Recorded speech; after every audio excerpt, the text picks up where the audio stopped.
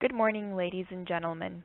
Welcome to the Encode Ideas LP Key Opinion Leader Call with Dr. Jonathan Zager, Principal Investigator for Delcath's Phase 3 Focus Study. As a reminder, this conference call is being recorded. I would now like to turn the meeting over to Hogan Mullally, Partner, Encode Ideas.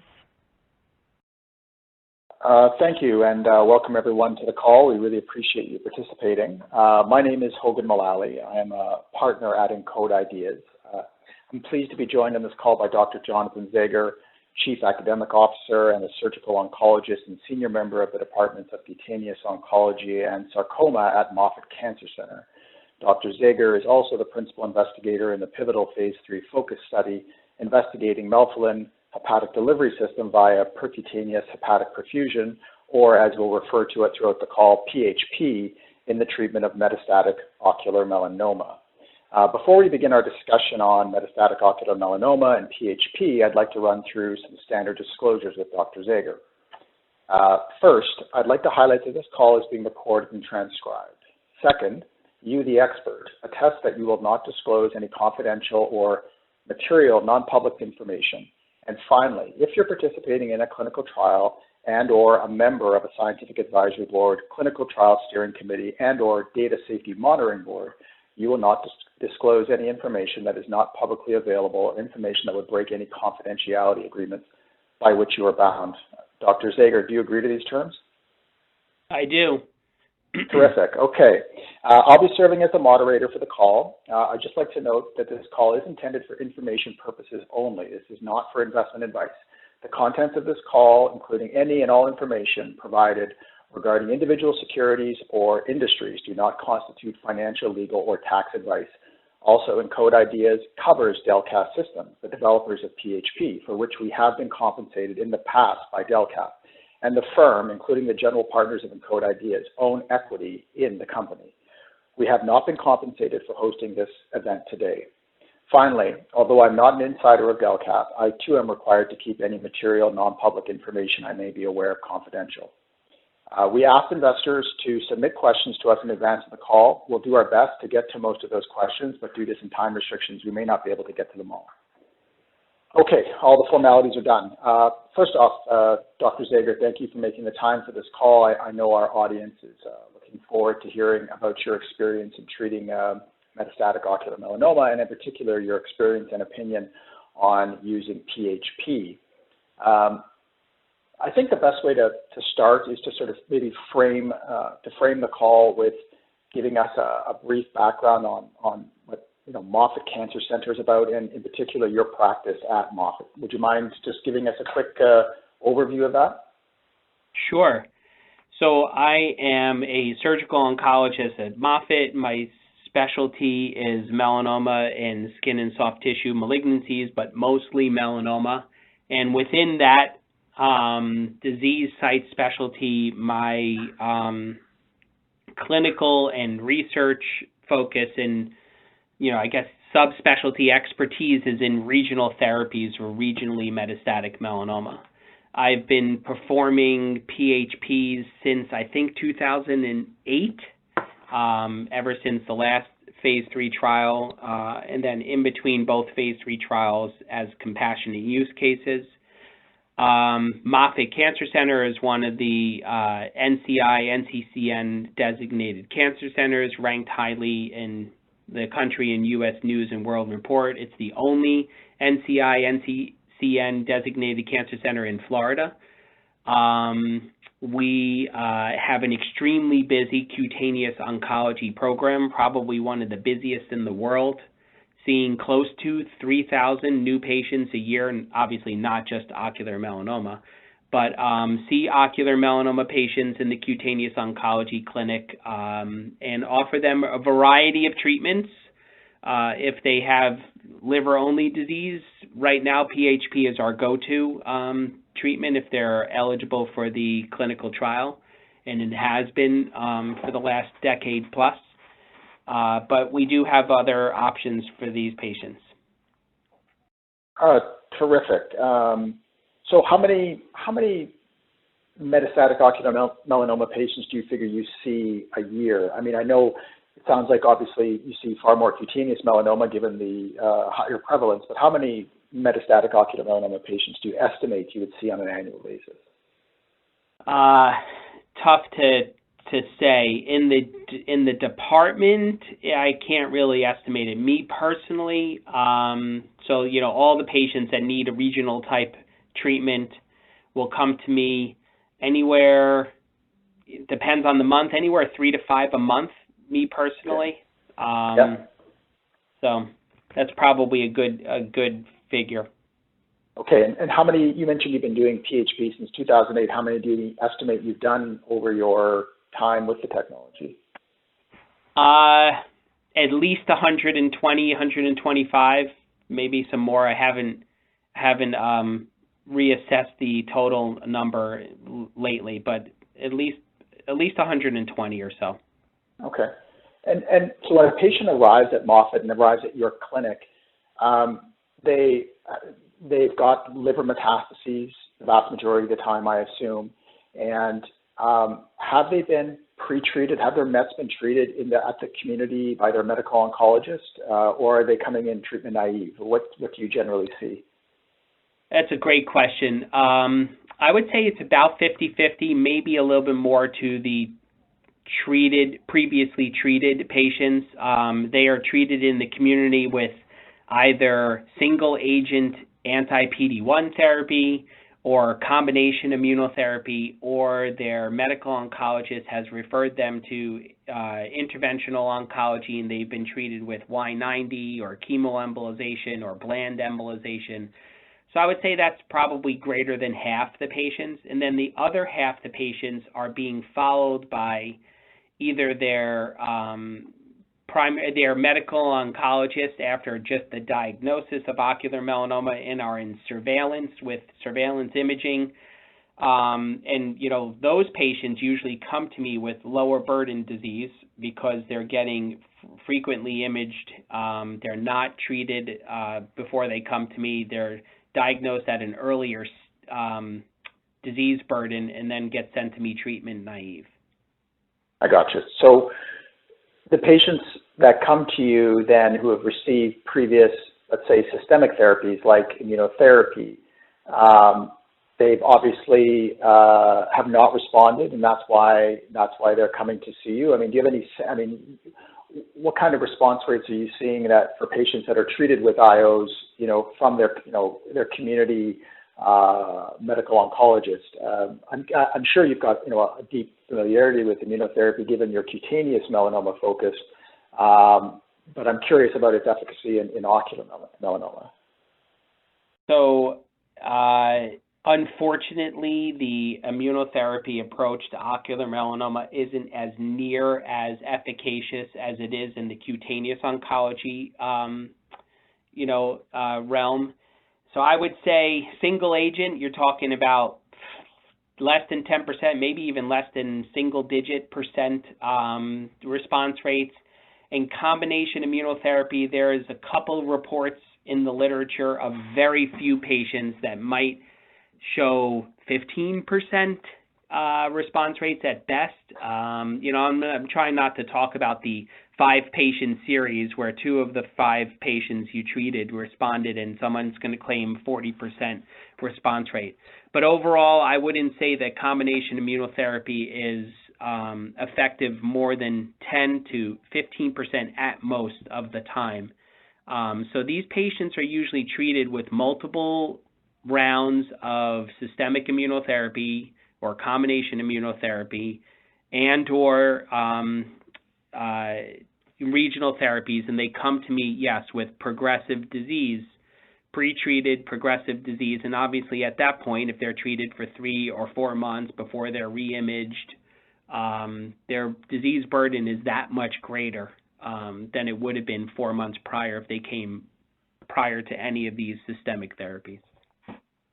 So I guess it's maybe kind of a loaded statement or point, but I guess in many ways you'd prefer to see these patients before they've been treated. Ideally, you see them with low disease burden and not potentially, and I don't want to use the word wasting 3-4 months on, immunotherapy, but with such a low response rate. I mean, in many ways, you prefer that if, once these patients have early signs of metastatic disease, that they're showing up at Moffitt as opposed to having spent 3 to 4 months receiving systemic immunotherapy from their medical oncologist only to progress and eventually show up later on with more progressive disease. Yeah, I agree. So, I think that percutaneous hepatic perfusion, or PHP, does not burn any bridges for systemic therapy afterwards. And one would say that systemic therapy beforehand does not burn any bridges for PHP, which is probably true, except for the fact that there is some evidence in the literature that while the evidence that's out there, PHP works, from the previous phase 3 trial, from studies that I've published out of Moffitt Cancer Center on expanded access and compassionate use patients. And we also can relate that to burden of disease. So the earlier the treatment and the less burden of disease, the more effective PHP will be. Gotcha. So if you can send me the patients, if the message is, if they can send me the patients up front and let me try PHP, I think we could have a better response rate, and I won't burn the bridge for single agent, combination immunotherapy, or anything if PHP doesn't work. Okay, makes sense. You referenced some data that you've generated at Moffitt with PHP in sort of comparing it to other regional therapies. Can you speak to the data that you've I know it's a little dated now, it was published a few years ago, but can you speak to that sort of retrospective comparison against Y90 and chemoembolization? Yeah, so, like you mentioned, it is a little dated, and, in being fair, it is a small little comparison trial. I think we had 30 or something patients on it where we compared ocular melanoma metastatic to the liver treated with Y90, PHP, or chemoembolization, and some of the patients had 2 therapies. They had PHP that might have failed and went to Y90, and vice versa, chemoembolization that might have failed and went to PHP. And what we found from that, since it was low numbers, the treatment was definitely overall survival and recurrence-free survival were definitely in favor of PHP, especially PHP versus Y90 and PHP versus chemoembolization. I think recurrence-free or hepatic progression-free survival was in favor of PHP. But I think overall survival for the patients, because of the low numbers and the early assessment in our study, wasn't significant between the groups. But certainly the response rates in the liver seem to be significantly in favor in terms of PHP versus those other 2 modalities. So that's the only really small comparison that I know of in the literature, and definitely favoring the significant prolongation of hepatic progression-free and overall progression-free survival in favor of the PHP group. Okay, terrific. I'd like to talk a bit about the PHP procedure itself. Once a patient is scheduled for their PHP procedure, when they arrive, how long the procedure is itself, and then when they are discharged from hospital. And maybe I'd like to frame it. I know you're in the midst of the FOCUS study right now, and you've got more sort of rigor around the protocol as to how patients are treated. I'm thinking more so into the future. If when PHP is approved and it's available to you to use as a FDA-approved product, how do you see PHP being used in your practice as far as when the patient arrives, their actual procedure, and when they're discharged? So, great question. In my experience, even outside of the current phase 3 trial, these patients will come in the day before, not necessarily have to come in the day before, but I am treating them even on the compassionate use as if they were on a clinical trial, because the compassionate use, you do need a single patient IND, and it goes down like a clinical trial pathway. So they come in the day before, they get treated the next morning, they spend that night in the ICU here at Moffitt just because we don't have a step-down unit, but a step-down unit would be appropriate. And then I would say the overwhelming vast majority of patients go home the next day. They will go home post-op day 1, straight from the ICU, after morning labs, make sure everything looks okay, they're tolerating a diet and walking around, they go home. I can see in the future us doing this as come in the same day of surgery, get your procedure done, and go home post-op day 1, so only one night stay in the hospital. And that usually is the vast majority of the patients. They usually feel well after the procedure. They see me, if I do the procedure usually on a Tuesday or Wednesday, they're going home Wednesday or Thursday. They see me the following Monday, sometimes with minor complaints of just a little fatigue. And then they see me the following week again, so about 14 days after the procedure, just to check labs, make sure all their labs are in order. And by that time, they're already feeling back to themselves. I've also noticed that as the treatments go on between PHP 1, 2, and all the way up to PHP 6, that it is better tolerated for the patient. So, if they have this fatigue or any complaints after procedure number 1, those seem to kind of fall off by procedure 3, 4, 5, and 6, and they, literally feel great after the procedure. So I don't know if it's like the anxiety of the first procedure that kind of makes them feel, fatigued and not themselves for the first few days after discharge or whatnot. But as the treatment goes on and we proceed down the line of giving them 6 PHPs at every 6 to 8 week intervals, they seem to do better and better. Oh, okay, that's interesting. So you think that in the future it could foreseeably be a 24-hour sort of in that morning, out the following morning kind of procedure?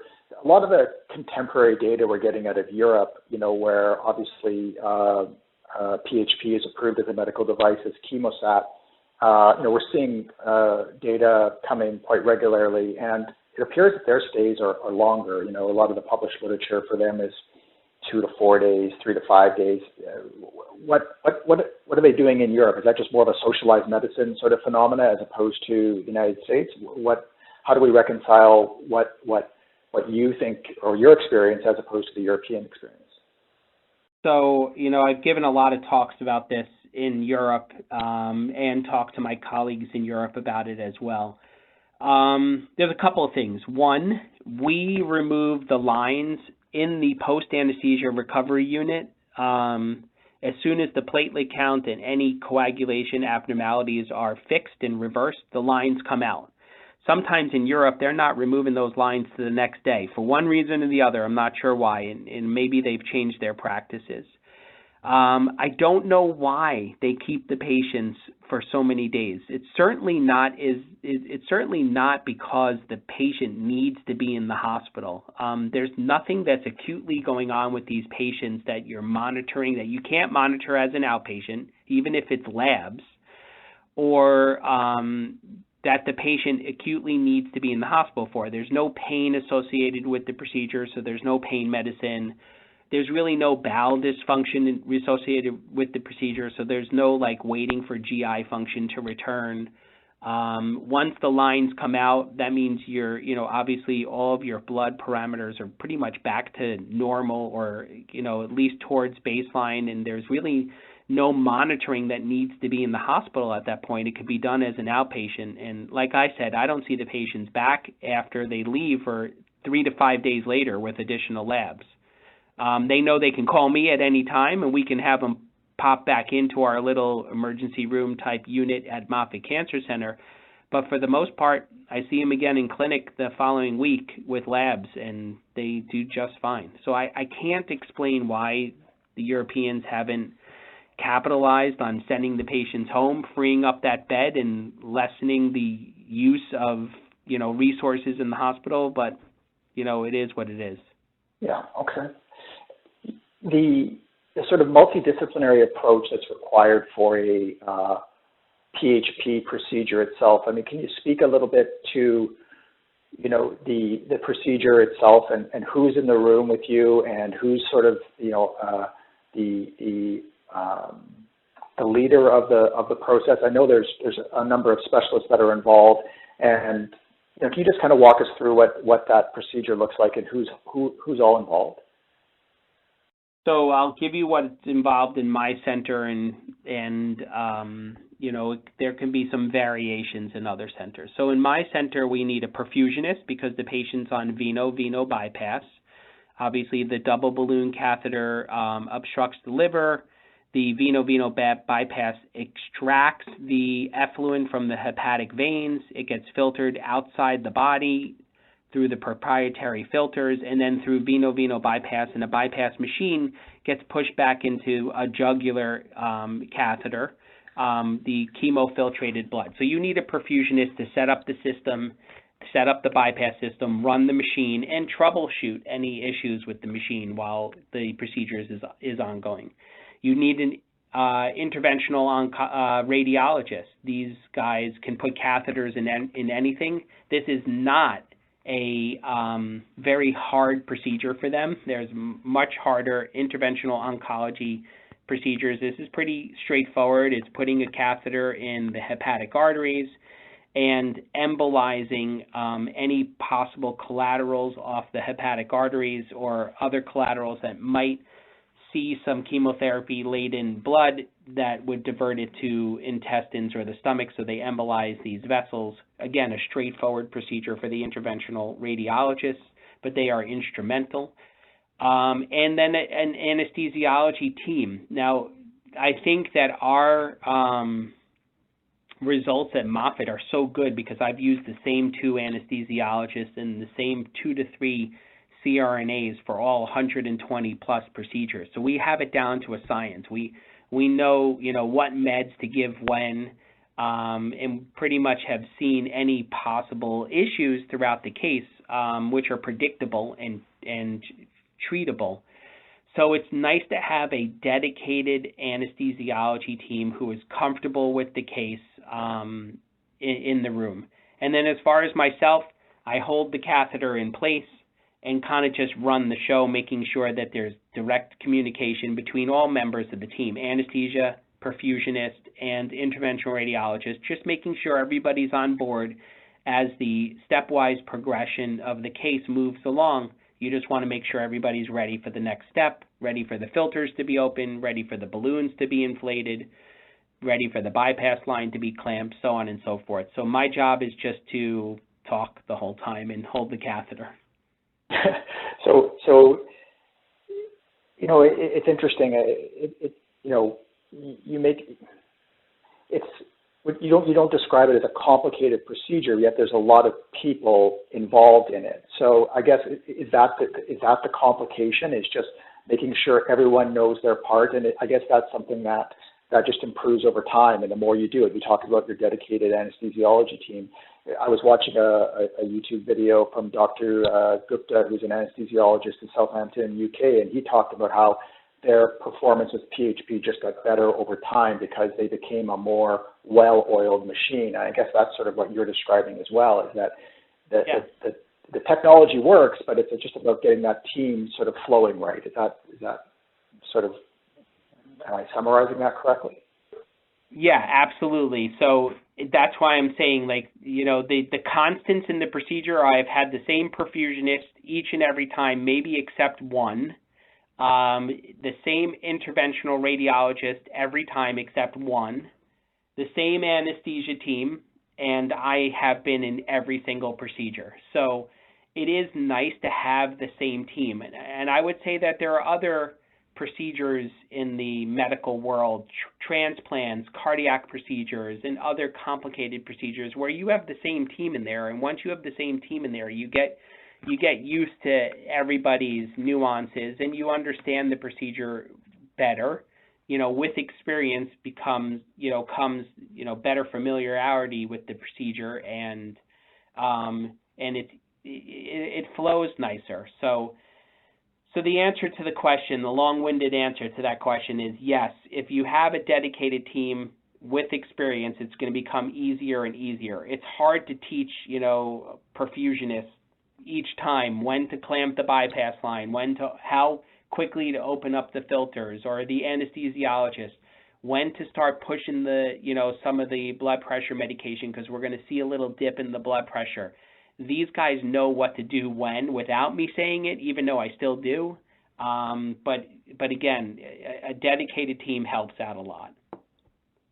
Do you think PHP, if approved by FDA in the future, do you think it's more suited towards high volume cancer centers like Moffitt, or do you think community teaching hospitals could also be, doing PHP procedures? How do you foresee it being rolled out throughout the United States if approved? Do you think it's more focused on centers of excellence, or could it be used more widely? So just so we're on the same page, there's 60 or so NCI designated cancer centers, and there's 30 or so NCCN cancer centers. A lot of them are the same. So that's already covering our country, pretty thoroughly. These large academic cancer centers that do see the hardest of cases. And, this is a rare tumor. So yes, it's seen in the community and almost always, referred to the cancer center, except in some cases where the community oncologist might not know the best way to treat it, and they start with immunotherapy, so on and so forth. So I think that sending it to the 60 NCI designated cancer centers is already a huge amount of cancer centers that cover the entire country that can field all the PHPs that are needed. And yes, as time goes on, it's going to be available, and it should be available in other regional and local community medical centers, as long as the team has been appropriately educated on the procedure, proctored on the procedure, or so on. But, I think that just like some other major types of surgery and transplant and so on and so forth, it's not like every single community hospital does transplant surgery or heart transplants or whatnot.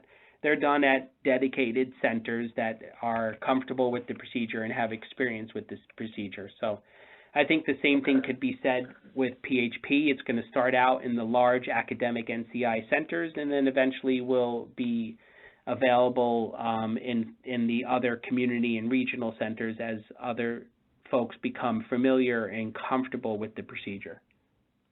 Great. Okay, that makes sense. I'd like to go back in time a little bit here to the first phase 3 study with PHP where you were an investigator. In your opinion, what went right with that study? What went wrong? And do you think the safety issues that FDA highlighted in their previous review of PHP have been addressed with the filter change to the Gen 2 filter? So a lot went right. I think the last phase 3 was there's I guess a couple of issues.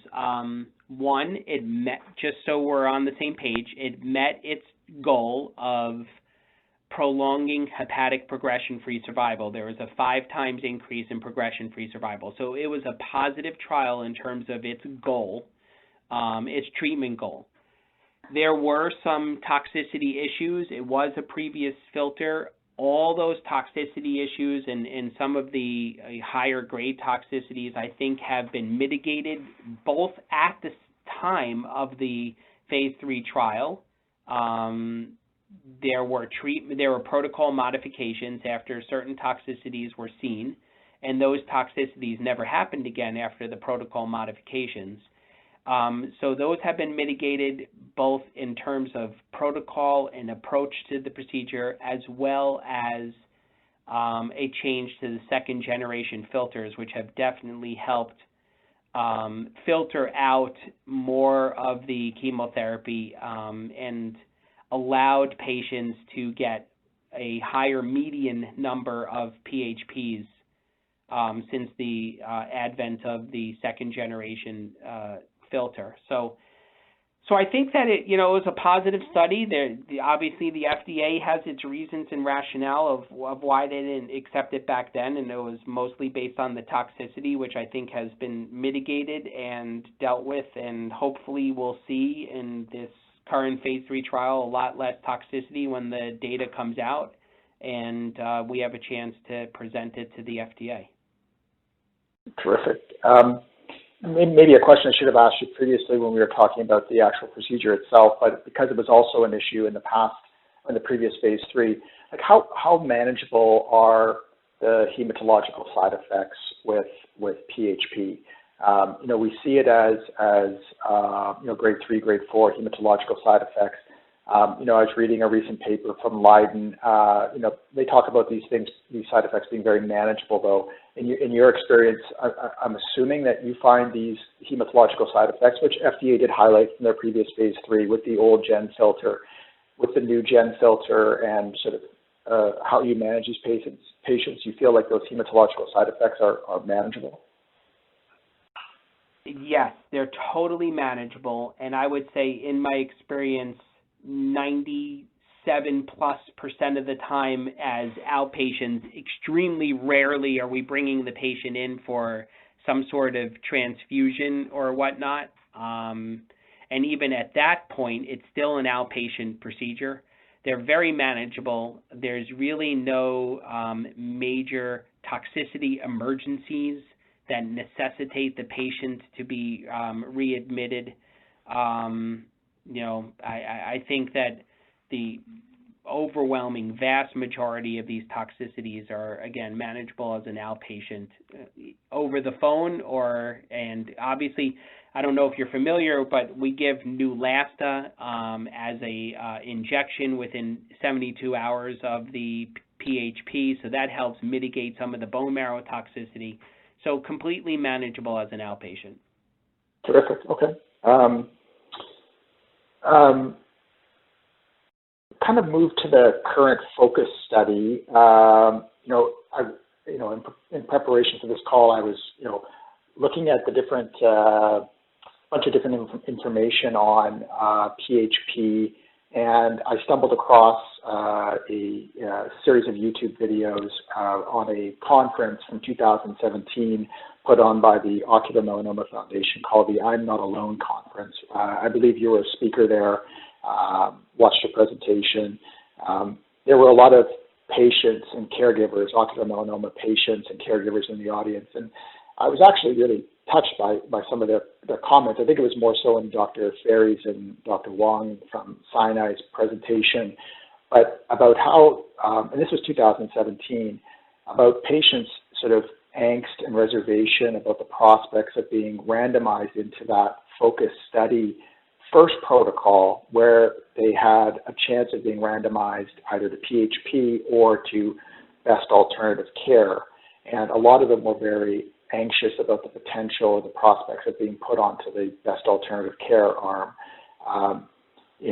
Can you speak to the difficulty from the old protocol in enrolling patients and how that influenced the change that came about in 2018, which took focus from a randomized study to a single-arm study? Yeah. So in my as the lead PI and the discussions with the company, we wanted to change it to a single arm. And if I recall, it was more of the FDA was a little resistant and wanted it to be a randomized study. But what we were doing is creating a socioeconomic disparity in the study, in that patients who were randomized to best alternative care who had the means were flying to Europe and getting their procedures done in Europe because it's CE mark approved and paying for it in cash. whereas those that didn't have the socioeconomic status to do so were, stuck with best alternative care. We were losing patients. Some patients didn't even want to be randomized because they're like, if I have a 50% chance of getting best alternative care, I'm just going to go to Europe. Why do I have to go through all these screening procedures and the randomization process? I'm just going to go now. So they would even not entertain the study any further at that point.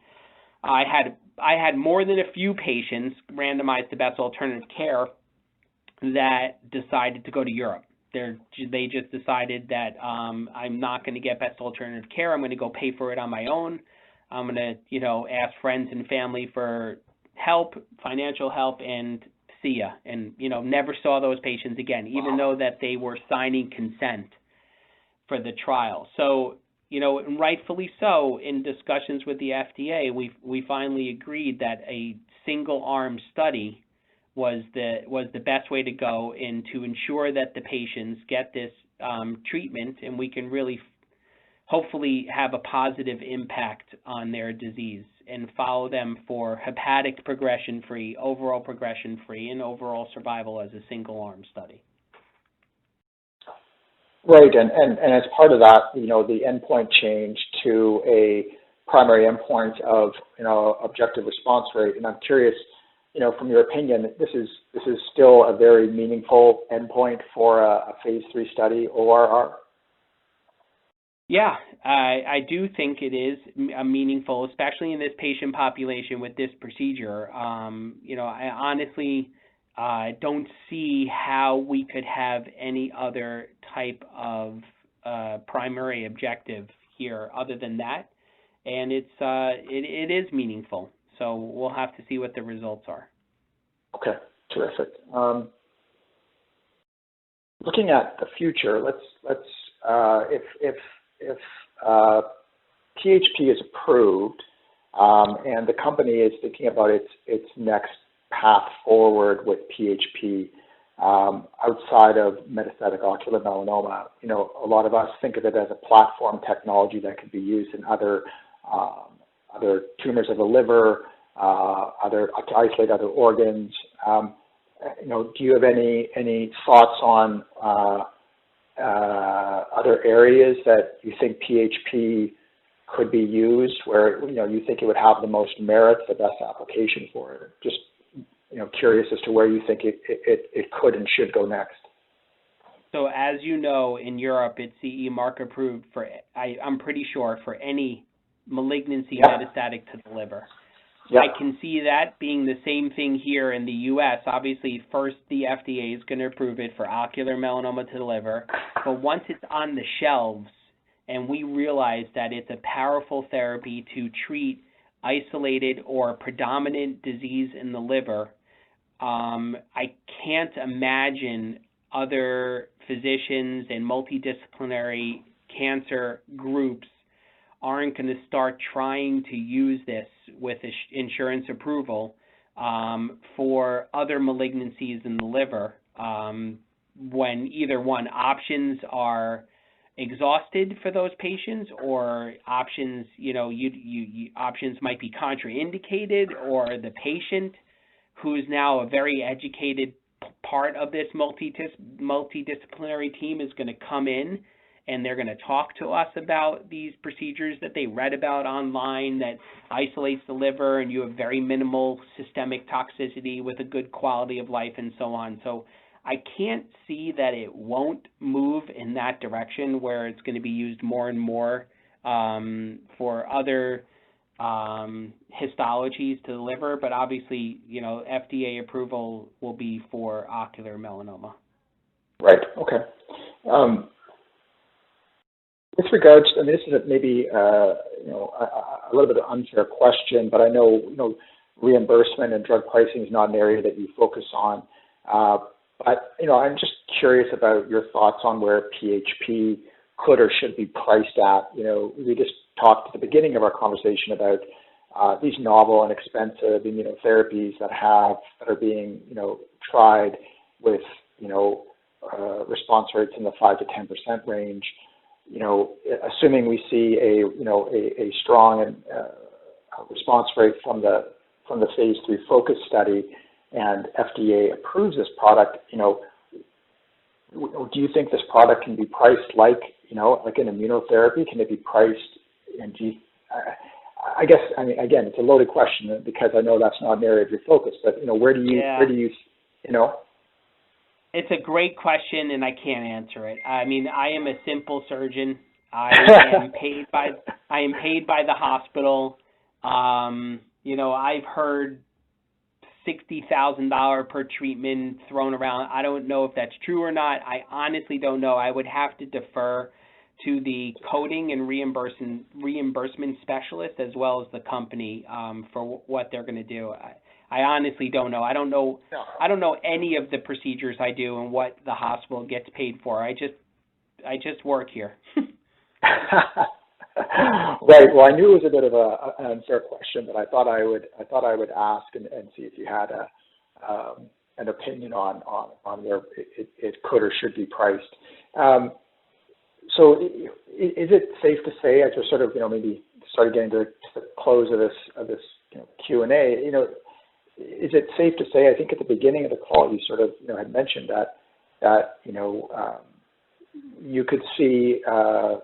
Or you think that PHP, once FDA approved, should be frontline therapy for patients who have a new diagnosis of metastatic disease to the liver with ocular melanoma? Is this in your mind the first line therapy that you would go with for those patients? 100%. If it's approved. In my practice, that will be the first-line therapy, assuming there's no contraindications to it. Okay. I think that just about summarizes everything. I'm just looking at any questions I may have received at the last minute here, but look, really, really appreciate your time and your insight. We're obviously, as investors, anxiously awaiting the phase 3 focus data. Appreciate you giving us your time here, and unless there's anything else on your end, I'll just say thank you, and I guess we look forward to hearing from you and your fellow investigators when the phase 3 focus data are available. Yeah, I'm anxiously awaiting the data too, and I'm hoping that everything's positive. Just to summarize, it's a great procedure. The patients tolerate it well. Given the team that has some familiarity with the procedure, it's easy to do, and I'm excited for the future. I'm hoping that everything just turns out positive, and the next time we talk will be. You'll know how much the procedure gets paid, reimbursed, and we can talk more about how to get more than the 60 NCI centers on board. Terrific. Thanks, Dr. Zager. Really appreciate your time. All right, you take care. Thank you, operator. I think we're finished here.